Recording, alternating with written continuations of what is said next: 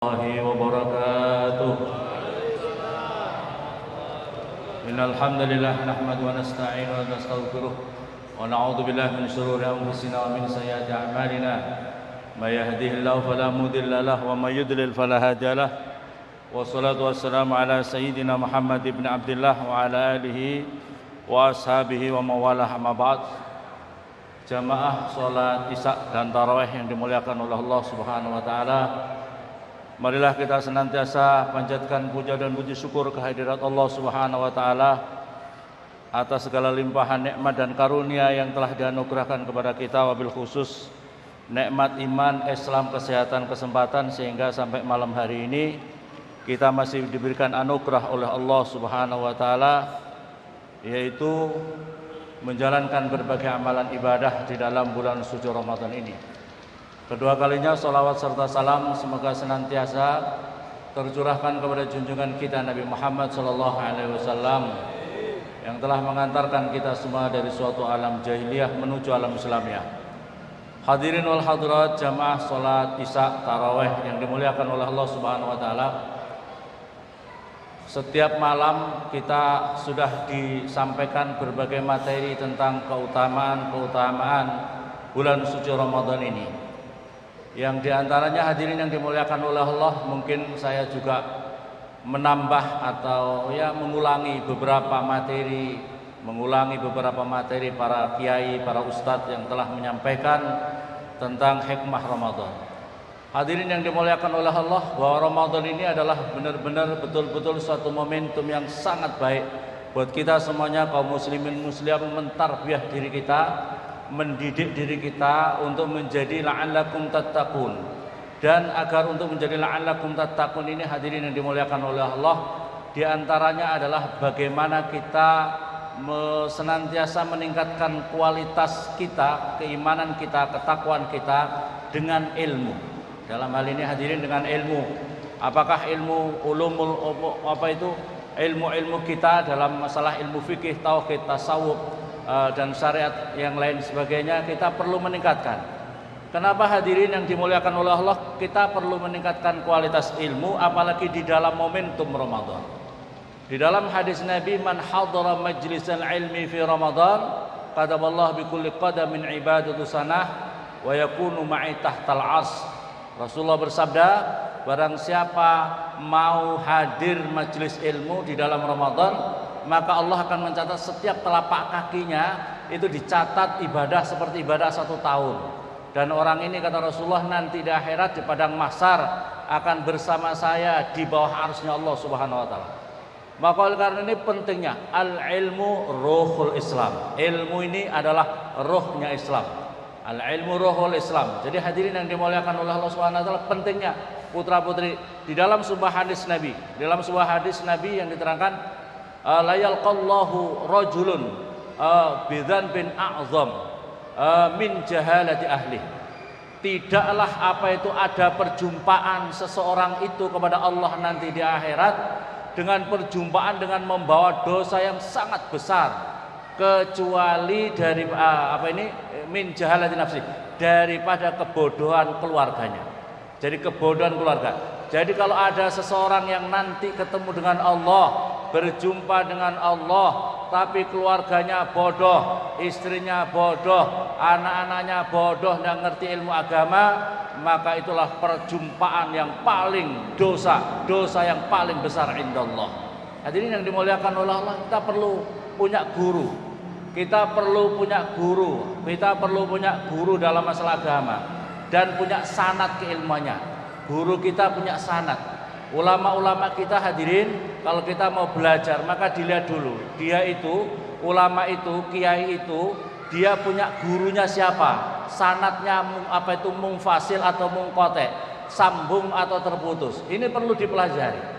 Sebab kalau gurunya munqati', ini tidak berkah, tidak berkah. Maka oleh karena itu, kalau di dalam pondok pesantren mesti kita punya sanad. Kita belajar fikih apa, punya sanadnya sampai Rasulullah. Semua kita belajar fikih, punya hadis, semuanya punya sanad. Maka oleh karena itu hadirin, ayo belajar ngaji. Jangan sampai keluarga kita, anak-anak kita tidak pandai agama. Hadirin yang dimuliakan oleh Allah Subhanahu wa taala, yang berikutnya lagi, momentum Ramadan ini adalah momentum kita memperbanyak membaca, memahami, menghayati Al-Qur'an. Yang di dalam hal ini hadirin yang dimuliakan oleh Allah Subhanahu wa taala, di dalam sebuah hadis Nabi, afdhalul ibadati ummati qiraatul Qur'an. Paling utama-utamanya ibadah umatku adalah membaca Al-Qur'an. Khairukum man ta'allamal Qur'an wa 'allamah.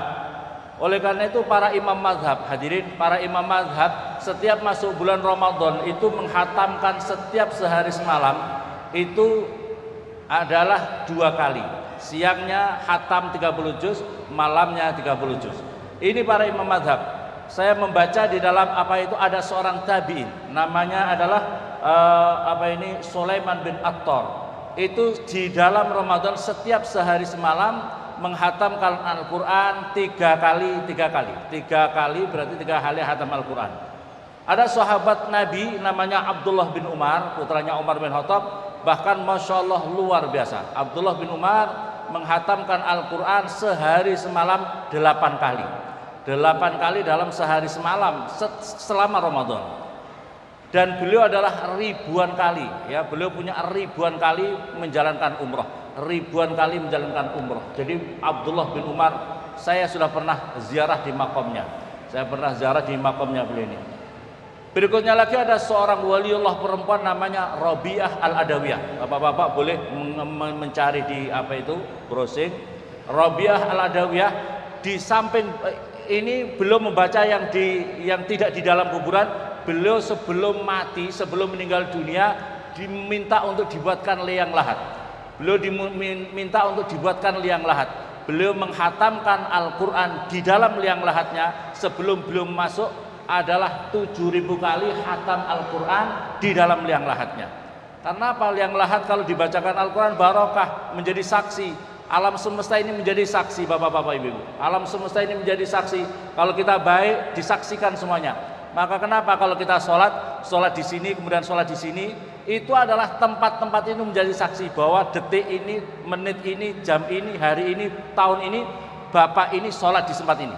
Makanya ini menjadi saksi. Hadirin semuanya, ini alam semesta ini menjadi saksi. Maka jangan sampai alam semesta ini menjadi saksi yang memberatkan diri kita. Hadirin yang dimuliakan oleh Allah, Al-Habib Ahmad bin Muhammad Al-Muhdar, Yaman, itu belum menghatamkan Al-Quran di dalam liang lahatnya sebelum belum mati 8.000 kali. Ditanya, Beb, kenapa harus banyak itu? Saya tidak mau kalah dengan perempuan. Ada orang perempuan, Rabi'ah Al-Adawiyah, menghatamkan 7.000 di dalam kuburnya. Masa saya laki-laki kalah? Bapak-bapak laki-laki atau enggak ini? Bapak-bapak laki-laki tidak? Kalah enggak sama perempuan Rabi'ah Al-Adawiyah? 7.000 kali sebelum masuk liang lahat. Bapak-bapak, ibu-ibu, orang yang cerdas itu adalah tidak hanya pandai memplanning rumahnya di dunia, tapi bagaimana dia juga memplanning rumahnya di alam barzakh, rumahnya di akhirat nanti. Hadirin yang dimuliakan oleh Allah Subhanahu wa taala.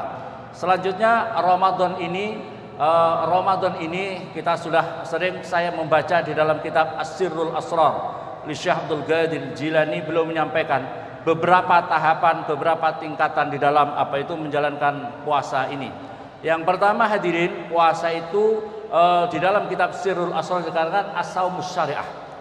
Pertama, puasa itu ada beberapa tingkatan. Yang pertama, saumus syariah atau puasa tingkat orang syariah. Siapa itu puasa tingkat syariah? Ayyum sika 'anil ma'kulat wal masyrubat wa 'anil waqa' fin nahar. Maka dirinya itu hanya mampu tidak makan, tidak minum, tidak kumpul sama istrinya di siang hari. Maka oleh karena itu orang yang seperti ini, sebagaimana sabda Rasulullah, rubba shaimin laisa min shaumihi ilal ju' wal 'atas. Banyak orang yang berpuasa tetapi puasanya hanya dapat haus dan lapar saja.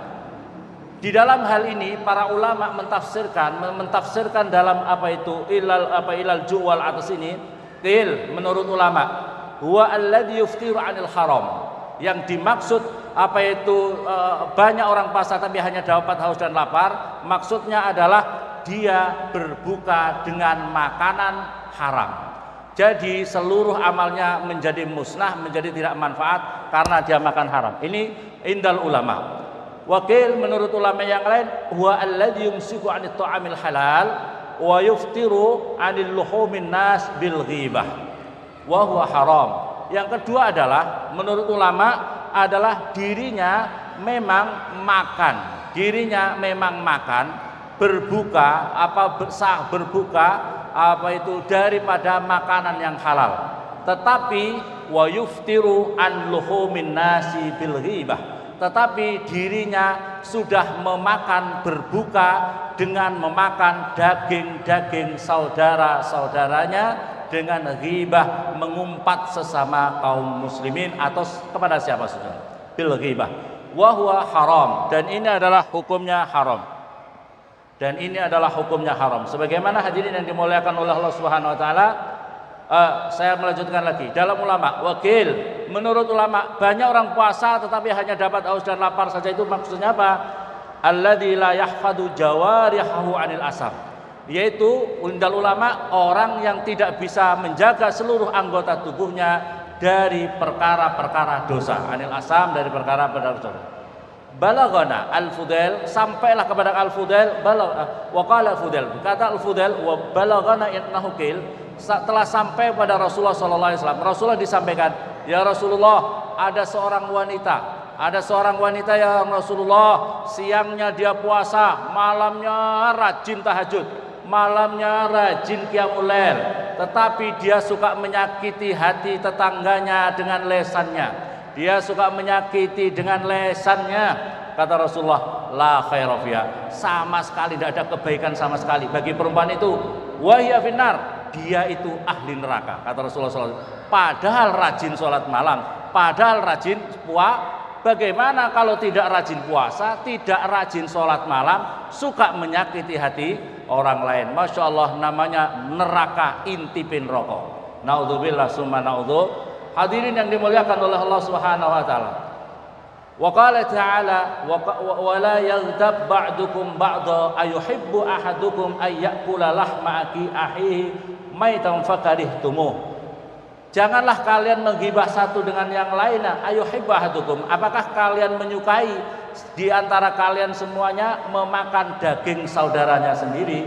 Maitan, dagingnya yang sudah bangkai, temannya yang sudah bangkai kamu makan, maka fakarihtumuh, maka tentu kamu tidak suka. Apalagi hadirin yang dimuliakan oleh Allah, yang kita ghibah sekarang ini hadirin di dunia medsos ini. Kalau dulu ghibah mungkin sesama kaum muslimin, tapi ghibah juga ada level-levelnya ya. Kalau sama muslim biasa, tapi kalau sama ulama sekarang dunia medsos ada ulama begini, ini orang nggak bisa ngaji, nggak pernah mondok pesantren, nggak tahu nahwu shorof, nggak ngerti mubtada khabar, sesat itu, kiai itu sesat. Ya Allah, ya Rabbi, ngajinya saya tidak bisa, baca kitab kuning tidak ngerti. Tapi begitu karena termakan ohok di dalam medsos, oh kiai itu sesat, ahli neraka, masya Allah. Ini hati-hati yang dimuliakan oleh Allah Subhanahu wa taala. Padahal ngendikan wa'lam ya ahi, apa itu? Anna luhumal ulama masmumah. Ketahuilah sesungguhnya dagingnya, kalau makan sama muslim aja masih ya, itu aja sudah bangkai, apalagi dagingnya seorang ulama, itu sangat beracun, menghancurkan diri kita. Masyaallah muslimin yang dimuliakan oleh Allah Subhanahu wa taala. Maksud yang berikutnya lagi, banyak orang berpuasa tetapi hanya dapat haus dan lapar saja, adalah tidak peduli dirinya makannya halal dan haram. Perutnya itu tidak dia pedulikan, halal haram.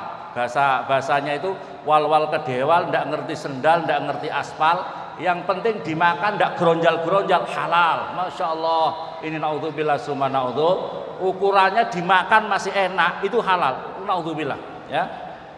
Wa qala Nabi sallallahu alaihi wasallam, ma min wi'ain, tidaklah ada suatu wadah yang paling dibenci oleh Allah Subhanahu wa taala min batnin mali'in minal halal. Tidaklah suatu wadah, maksudnya perut, tidaklah ada perut yang diisi terlalu penuh oleh perkara halal, itu adalah paling dibenci oleh Allah. Jadi makan ya makan, jangan terlalu banyak. Makan buka, kolaknya tiga gelas, apa itu es teh 3 gelas, nasinya 3 piring. Masya Allah, itu paling dibenci. Perut yang seperti itu paling dibenci oleh Allah Subhanahu wa ta'ala. Yang berikutnya lagi adalah idla makna lisawm anit ta'amil halal sumal iftar alal haram. Yang berikutnya lagi, jangan apalagi perkara haram. Karena di dalam keterangan idla makna, karena tidak ada artinya sama sekali seseorang menahan diri makan dari halal, tapi iftar berbukanya dengan perkara haram. Orang yang iftar dengan haram, famasaluhu kamambana, seperti perumpamanya orang yang membangun membangun istana tapi menghancurkan kotanya. Membangun rumah kecil di Sentani tapi seluruh kota Sentani dibom semuanya. Itu artinya seperti itu. Ma'asyiral muslimin yang dimuliakan oleh Allah Subhanahu wa taala. Yang berikutnya lagi falidzalik, maka oleh karena itu qila kam min shaimin muftirin wa kam min muftirin shaimin. Maka oleh karena itu dikatakan di dalam kitab ini diterangkan banyak orang yang puasa tapi sudah batal. Tetapi banyak orang yang batal tapi sudah berpuasa. Apa artinya? Orang yang tidak berpuasa tapi seluruh anggota tubuhnya tidak digunakan untuk perkara-perkara haram. Tangannya, matanya, kakinya tidak untuk haram. Tapi ada orang yang berpuasa tapi seluruh anggota tubuhnya untuk perbuatan haram. Apalagi ma'asyiral muslimin, ayyumsiku adha'anil manahi wa ida'in nasi bil jawarih. Maksudnya di dalam keterangan adalah orang yang seperti ini adalah menjaga anggota tubuhnya dari larangan-larangan dan daripada menyakiti manusia dengan anggota tubuhnya. Hadirin yang dimuliakan oleh Allah, dan ini indikatornya kesuksesan orang menjalankan puasa. Sebab di dalam puasa ini, dalam man lam yada' qaula zur wal amal fi falaysa idul hajah min ayyada'a ta'amahu wa sarabahu. Allah tidak akan peduli seseorang yang tidak makan, tidak minum, tetapi tidak peduli, tidak akan diberi pahala, tidak dianggap kalau dirinya masih suka melakukan perbuatan jahat, berkata jahat dan melakukan perbuatan jahat. Allah tidak akan peduli itu. Allah tidak akan peduli amal-amal orang seperti itu. Ma'asyiral muslimin yang dimuliakan oleh Allah, maka oleh karena itu puasa ini, hadirin, puasa ini adalah targetnya menjadikan kita mempunyai akhlakul karimah, akhlak yang mulia. Ma'asyiral muslimin, dan inilah indikatornya muslim. Kalau orang-orang seperti ini, insya Allah kita orang Islam nyaman, hidup berdampingan nyaman. Tapi kalau kita sama-sama muslim bergontok-gontokan, saling mengkafirkan, menuduh, menjustis yang lain, menghukumi darahnya sama muslim, masya Allah, ini kekacauan di tengah-tengah umat Islam. Sebab dalam hadis Nabi, hadis Bukhari Muslim yang diriwayatkan Bukhari Muslim, siapa orang Islam hadirin? Siapa orang Islam? Al-Muslim man salimal muslimuna min lisani wa yadi. Orang Islam itu siapa hadirin? Orang Islam itu adalah muslim yang lain selamat dari kejahatan mulutnya dan tangannya. Itu namanya orang muslim. Di dalam hadis Nabi, man qala la ilaha illallah, barang siapa orang sudah ucapkan la ilaha illallah, usima damuhu wa maluhu wa irduhu. Barang siapa sudah ucapkan la ilaha illallah, wajib dijaga 3 hal.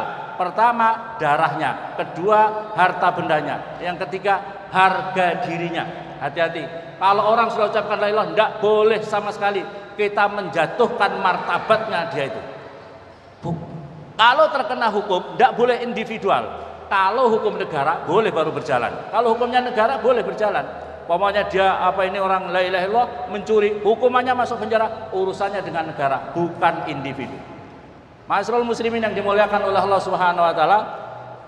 Wa qala Nabi sallallahu alaihi wasallam, ayyuma rajulin, mana-mana seorang laki-laki qala li akhi ya kafir. Ada orang laki-laki kamu kafir ya? Kamu kafir ya? Kamu musyrik ya? Kamu ahli neraka ya? Maka kalau ada seseorang yang mengucapkan itu, pasti hukum itu jatuh kepada salah satunya. Kalau dia betul kafir, maka dia kafir. Kalau dia tidak, maka hukum otomatis kepada yang menghukumi. Naudzubillah. Kalau dia yang menghukumi orang itu kafir, padahal dia tidak, hukum itu otomatis. Amalnya zong, amalnya musnah. Kalau dia syahadat, baru mulai lagi dari awal. Maka hati-hati. Rasulullah SAW ketika ada sahabat Rasulullah perang, ada sahabat perang, maka terjadi perang. Ini sahabat musuh yang luar biasa. Begitu akhirnya dia ini kecapean, pedangnya terlepas, tamengnya terlepas. Begitu mau ditebas kepalanya, la ilaha illallah Muhammadur Rasulullah. Ini sahabat ini benar-benar atau tidak ini? Iman benar atau karena takut mati? Akhirnya ditebas saja mati. Hal ini dilaporkan sama Rasulullah. Rasulullah marah. Apakah sudah kau belah dadanya? Apakah sudah kau belah dadanya? Apakah sudah kau belah dadanya? Sampai 3 kali Rasulullah marah karena ketika orang sudah ucapkan la ilaha, tidak boleh kamu gampang membunuh orang. Inilah yang diajarkan kepada Rasulullah kepada kita, hadirin yang dimuliakan oleh Allah. Yang berikutnya lagi, hadirin yang dimuliakan oleh Allah, qala Nabi sallallahu alaihi wasallam, man qatala nafsahu bi syai'in uzziba bi fi nar. Barang siapa membunuh dirinya, maka dirinya akan disiksa dalam neraka. Wala anal mu'min ka qatlih. Dan barang siapa melaknat orang Islam, walana, kamu semoga dilaknat oleh Allah. Nah, gini, maka hakikatnya dia hukumnya telah membunuh orang itu. Hukumnya membunuh, hati-hati. Di dalam hadis Nabi, orang yang membunuh dibunuh neraka semuanya. Rasulullah, ya Rasulullah, kalau yang membunuh pantas masuk neraka. Bagaimana yang dibunuh? Orang yang dibunuh sesungguhnya membunuh cuma keduluan. Makanya dua-duanya masuk neraka. Terus yang berikutnya lagi, waman roma mu'minan bi kufrin fawa kaqaulih. Barang siapa menuduh orang lain dengan hukuman kafir, maka itulah apa itu? Mukminan bikum fahuwa kaqatli, maka hakikatnya dosanya seperti membunuh orang itu. Maka hadirin yang dimuliakan oleh Allah Subhanahu wa taala, jangan sampai kita terkena faham yang gampang mengkafirkan sama muslim, menuduh, membid'ahkan, menyesatkan, menghukumi ahli neraka. Sebab kalau tidak, hukum itu kembali kepada kita, amal kita bisa musnah. Hadirin, kalau zaman Rasulullah mengajak orang supaya menerima iman. Sekarang ini ada orang punya faham-faham yang justru mengkafirkan sama ini. Hadirin yang dimuliakan Allah, saya sampaikan tentang tingkatan puasa tingkat syariat. Waktunya karena belum tidak cukup, maka apa itu besok mungkin bisa disampaikan oleh ustadz yang lain tentang bagaimana puasa tingkat hakikat dan puasa tingkat apa itu torekot dan tingkat hakikat. Kalau kurang jelas dilihat sendiri di dalam buku kitab Sirrul Asrar li Syekh Abdul Qadir Jilani. Demikian kurang lebihnya, mohon maaf. Assalamualaikum warahmatullahi wabarakatuh.